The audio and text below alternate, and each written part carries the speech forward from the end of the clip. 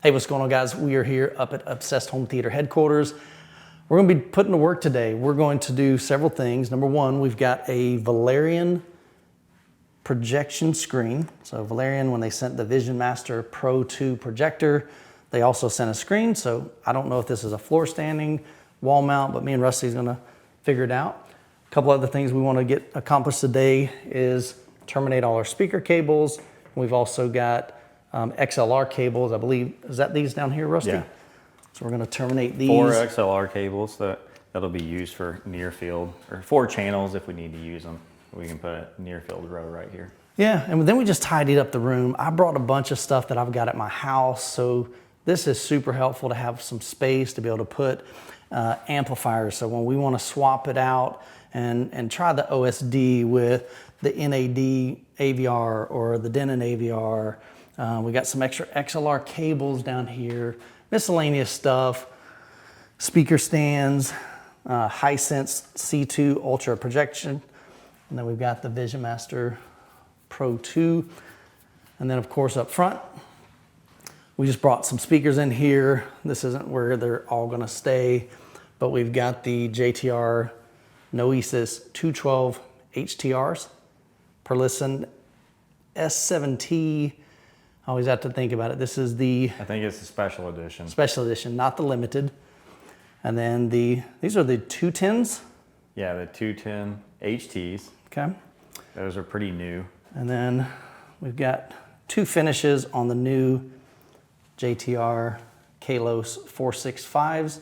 So these, they'll be shipping pretty soon. We've got a handful of these. What do we have, 5 or 6? 7 in stock right now. So okay. If you want some, go order them and it'll ship out same day. And these can come just regular UPS, they're not freight. Right, so that should be a lot cheaper. There's 2 finishes on these. So we've got the black finish here and then the natural finish. What's your preference? I like this natural. Yeah. I think it's pretty cool. It's just different. I like the natural because it, like, I don't know, it gives it a little character. Mm-hmm. There's some contrast because you got this light right against this dark versus this just kind of blends in. So it really depends on your room. How much do you want it to disappear? Well, and if I was doing a home theater, Jeff, we were talking the other day, just catching up, and he mentioned that he's going to do these and offer them and this finish as an option. Okay. So if you're doing it as a home theater and you want that super matte look, then that would be appropriate. But for like my living room, my living room is a little more light color. It's all white, light tone. So I definitely like these. Yeah. I'm really curious to see today. I hope we can get our act together and get some stuff done, because I want to listen to these side by side and see how similar they sound. Yeah, and again, guys, this is the very beginning stage of the Obsessed Home Theater lab. This is, we don't have any acoustic treatment right now. So that's gonna be part of our journey. We don't have our rack that we're gonna put back there, the AV rack. We don't have subwoofers in here yet. So we'll probably bring in a subwoofer, maybe an RS1 and hook that up, because both of them definitely are gonna need a subwoofer. Neither one of these digs super deep, especially the Kalos. So, but the idea is just have some fun. We want to do some comparisons, especially down the road when we have proper, speaker stands, or they're wall mounted, and we got a screen and a projector. Valencia theater seating, we've got the Barcelonas. They're going to be installed right here. Yeah, they come next Thursday, right? Mm-hmm. So they're coming in. So I'll have a video on that. I'll do the unboxing. We'll talk about, the features of that. Yeah, oh, and one other thing we'll talk about too is one thing we wanted to make sure we do, and this is something I encourage you guys to do. If you're building a theater room, run some type of conduit. Whether it's this, there's some, kind of the main one everybody uses is called Smurf tube. I think it's blue. You can use PVC pipe. So the biggest thing is run a string through it. So this is just a pull string. So then what we can do is we can take this Arua Pro fiber optic HDMI cable. We can attach that to the end of this and then just pull that joker all the way through the wall up to wherever the projector is going to be. And we have 2 runs here, and there's enough room in that conduit, so if we wanted to do parallel HDMI cables, so we could do 4 HDMI, So we have one conduit goes directly to about right here in the ceiling, above the ceiling, and then one goes all the way up to the front of the room for a TV. So it'd be back behind the TV. Yeah. And eventually, you know, we're gonna have a big projection screen up here. We may have a 100-inch TV up there, we don't know. But this is our lab. This is where we'll be able to play, test, compare. You know, I want some questions I genuinely have. Can you hear a difference between a Class D OSD amplifier and the Class AB, you know? Yeah. So things like that, that's what we want to answer. The questions, you know, how much difference is there between, you know, the different models of Perlisten? How much difference is the different models of the JTR? Which one should you buy? And we're hoping to answer some of those questions for you guys so that when you're building out your theater room, you don't have 50 different speakers and 100 different amplifiers and 40 different AVRs. We can just say, hey, look, we've tried these, we've tested these, we've played with them. Here's why we really like them, and make some actual recommendations. But we're gonna get started on this. This isn't gonna be a step-by-step tutorial. So we'll just document some of it and we'll share with you, you know, was this thing easy to put together? Was it a pain in the butt? A lot of times, honestly, Rusty, they're a pain in the butt. We'll find out here in just about 2 minutes. Yep, so let's get on it. All right. So we went ahead and laid down this little fabric here, just kind of keep everything clean and protected. Laid out the black pieces. These are the outer pieces here. So you can see they're flat here, angled down here. Those two angles will meet. And then we've got a little bracket over here. This little garret here that'll attach. Connect those two black ones there. We got some hardware. It's not as hard as it looks. It's just the instructions are extremely confusing. Yep. So to do this splice piece, it has a profile and it fits in here perfectly. And it can only fit one way if you're not a dummy. We're dummies. So you slide that together. 2 screws. Take some of these little screws. And that's gonna hold your outer 2 pieces together. Yeah, and I'm just starting these so that Yeah, we'll tighten them up I in got a a little minute. till I get everything together. So he's already done the corner pieces, but I'll show you on the last one. You can see, here's that piece right here. So that'll slide in there, attach right there with those 2 screws. And then what we'll do is you take these corner pieces like this. You want me to show you on this one? Yep. Again, it only goes one direction. So it's not that one. Flip it over, slide that bad boy in there. Line these holes up. 2 screws right there. Yep.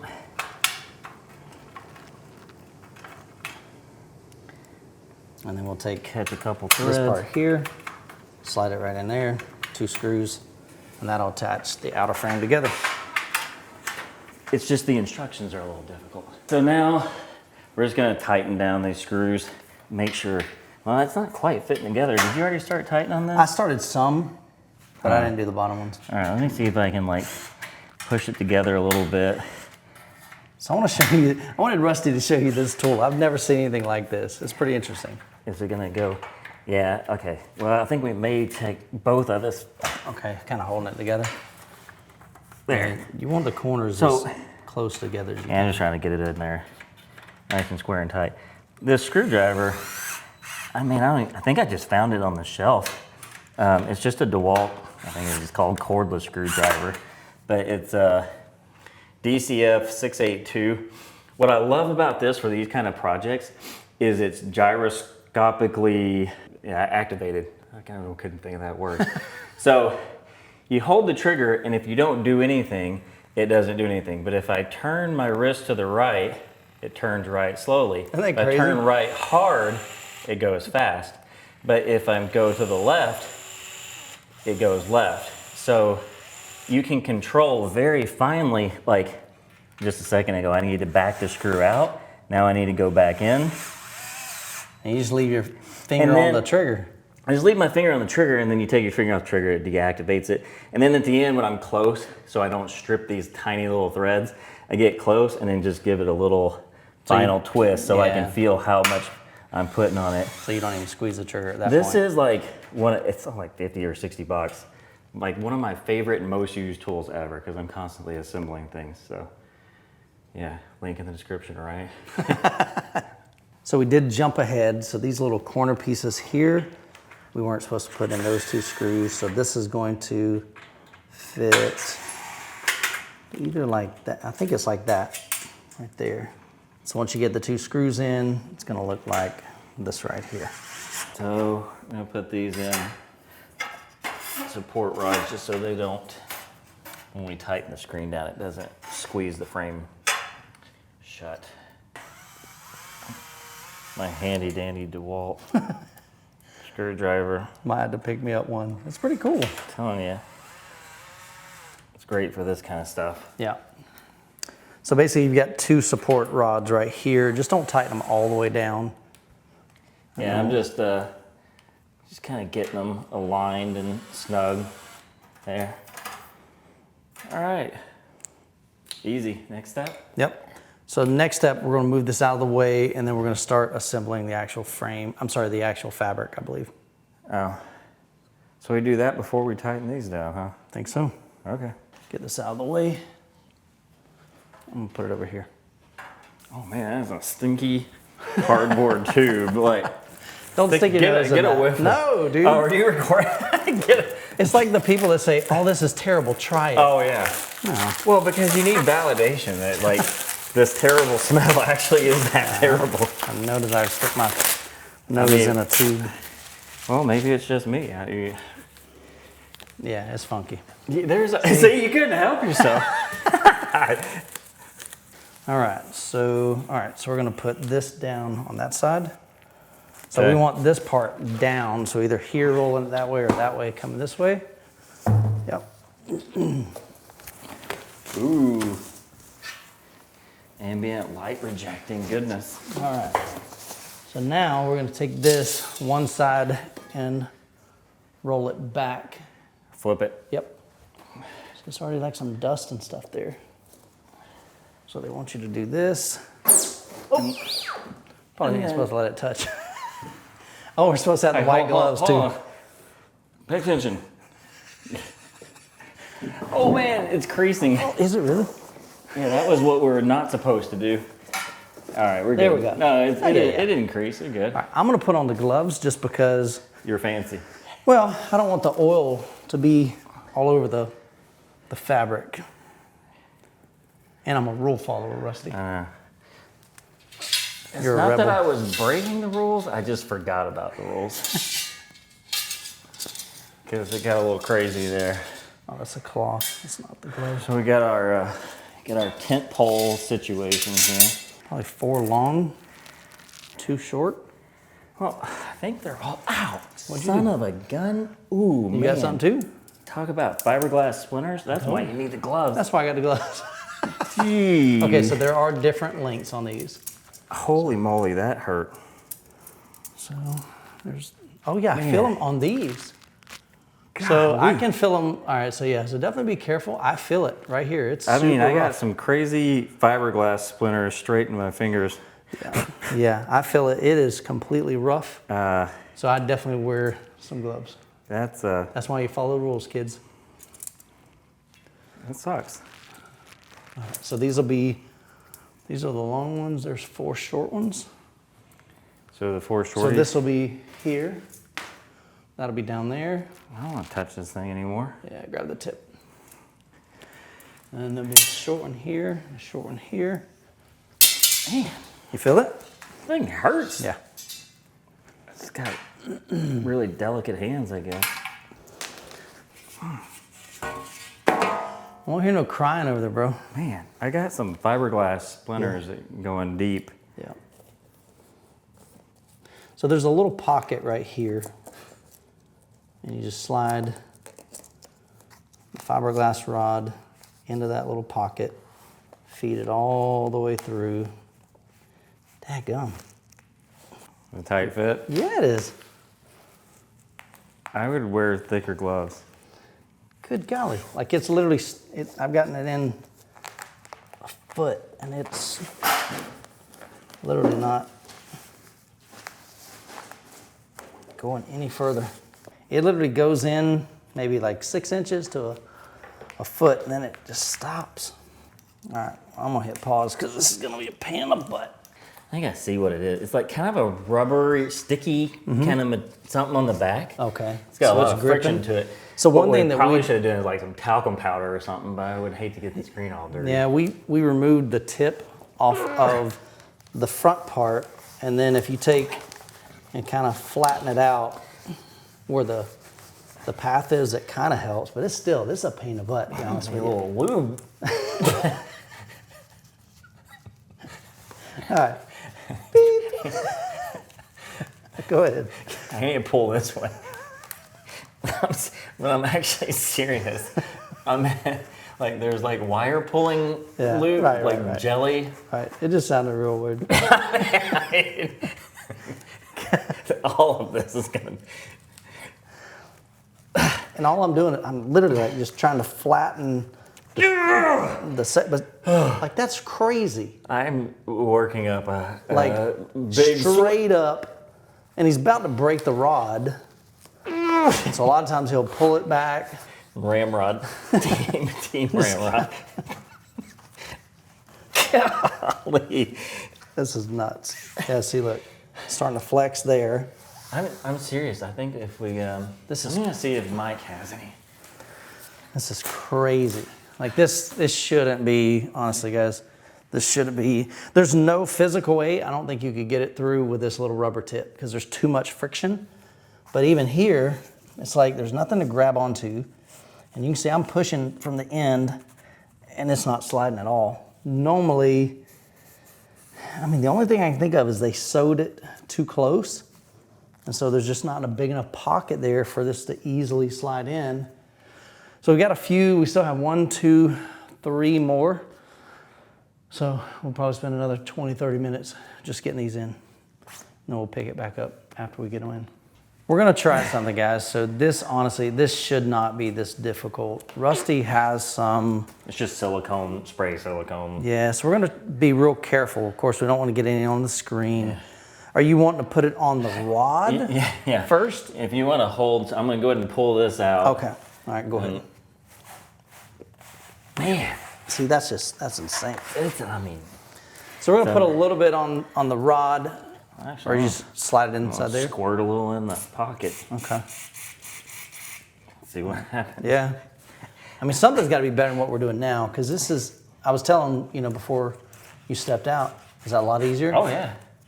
In fact, okay, that's like 1,000 times easier. yeah. Oh crap, no, it is soaking through. Okay. Might not be the, I mean, but that, honestly, a little dab will do you. there's quite a bit of dabadoo in there. Oh wow. Okay, so they're almost together here, so you're pretty close. Yep. I mean, I'm past the Yeah, end cool. now. Perfect. Now, as long as that. And that'll dry, as long as it doesn't get on the screen Yeah, itself. I mean, it's silicone, so it's not like too messy, but. Maybe just spray it a little bit this time. Yeah. Okay, so that worked good. We're still taking the tip off the end of it, because I still don't think that is gonna slide through there. Well, because it's like rubber on rubber. It's Right. High friction coefficient. Yeah, so. Back to my. But, so you may wanna try that if you're getting this I'm gonna screen. do this one now. So apparently, that side over there, like I mentioned earlier, is probably just sewn too tight because we didn't apply any kind of lubricant here, and literally it's going in like it should. That's how it should be. That's with the rubber tip on too. Yeah, so something was goofy on the other side, but even on the ends over there, we were still having trouble with them. So anyway, if you get the screen, you may have some issues with that. So just have to do what you can to get it to go through. We don't advise spraying it with silicone. Yeah. That was just an emergency measure. That's what we chose to do. We'll see. So now what we want to do is take these little silver pieces. There's these little T-nuts. They can only go in one way. So you take this part here, slide it in this little track. You put 3 of these T-nuts in each one of these frames. The long one goes on the sides and the 2 short ones go here. And then what you do is you take this little groove. We had to take off all of the little rubber tips off those pieces. And then we're just going to take this right here, slide it over that little rod, And that comes all the way down, just like that. So the next step was to attach these springs. You can see these little kind of U-shaped bolts here, or these brackets with a bolt. Goes from inside to the outside, and it screws right into those little T nuts that we've got right there. So there's basically 3 on each one. So there's one there, and one there. And then you do that all the way around. And then we tighten them up. We started here, and Rusty was tightened down there. And then we just worked our way over, and then did the same thing this way. And then when you lift it up, you got a nice flat screen. And what's nice about this, I like, is if you do get any wrinkles in it, you just come back to these, tighten those up a little bit, you should be good to go. All right, so all I'm doing is just splicing together the 2 long pieces. So this is the outer bracket, or the outer frame. So we got a straight piece there that'll secure the 2 brackets there. So to attach the corner pieces together, you've got a couple of these little brackets here. So you just slide this, there's a little groove right here. Line that up, put a screw here, take this other piece here, slide it into that, put 2 screws, and that secures the angles. All right, so I'm just gonna tell you right now, I hate putting screens together. It's just tedious, it's a pain in the butt. A lot of, I mean, man, we dinged up our fingers on the metal, the fiberglass on the rods. Rusty's still digging them out of his finger. I think both of us gotten cut on this, so definitely it's, there's some rough edges, but I believe we're looking good now. I knew this was gonna take us a while, but I had no idea it was gonna take us like half a day. Oh my gosh. I didn't know. I thought this would be a 30-minute project. No, I knew it wasn't that.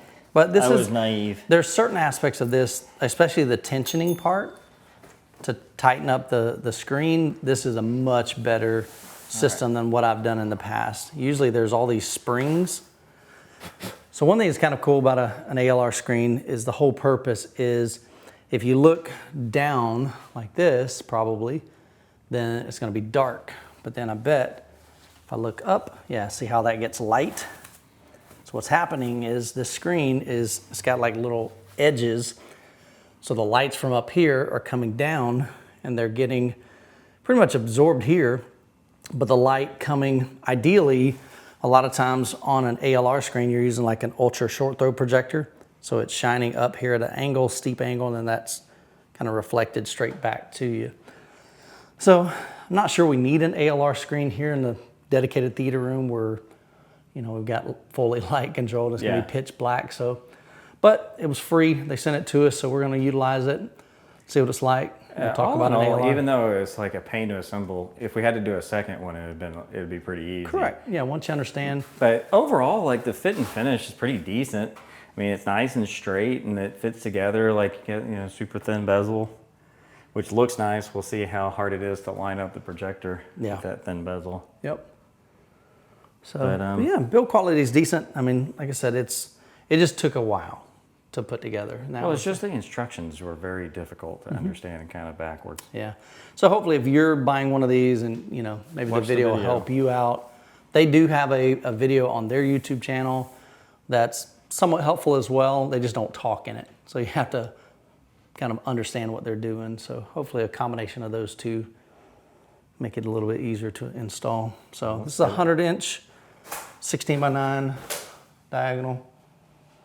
So sweet, man. One project nothing super fancy, but yeah, it'll work for. Yeah, and truthfully, I don't know if this is Valerian's screen, if they partner with somebody else. It says Valerian by AWOL Vision. Okay, so yeah, AWOL is kind of like a partner company, so it is their own manufactured screen then. Okay. All right, guys, we're gonna call it a day. Didn't get everything we wanted to do today, but we've got the screen installed, or at least put together. We're gonna mount it another day. We picked up a couple more racks over here, just temporarily, put some stuff. Of course, you know, side surrounds are gonna go there eventually, but eventually all this stuff are on wheels so we can roll it out in another room. Have a good one, Mike. You too, Mike. We're just looking good, man. Stuff's clean, it's nice and tidy. We got a chance to play with these just a little bit. We just hooked up a little blue sound back here. I think it's a little 2-channel, I say little, probably 400, 500 watt 2-channel amplifier. So not much like testing or anything, just having some fun while we're working, but we're gonna call it a day. We're gonna continue to keep you guys updated on the room. Super pumped about this. We got the Valencia seats coming in, I think, next week. Man, so I'm pretty much coming up here every week on Fridays, but I may start coming up here twice a week so we can do some more stuff, because this is really where the fun begins. Now that all the construction's done and paint's done and carpet's done, now we can actually get gear in here, start making connections, terminating, running HDMI cables, all that fun stuff, and then like having some fun. We got to get acoustic treatment, so lots to do, but super pumped. So like I said, guys, I'm gonna bring you along for the ride. Hope you have a great day. God bless. Catch you in the next video.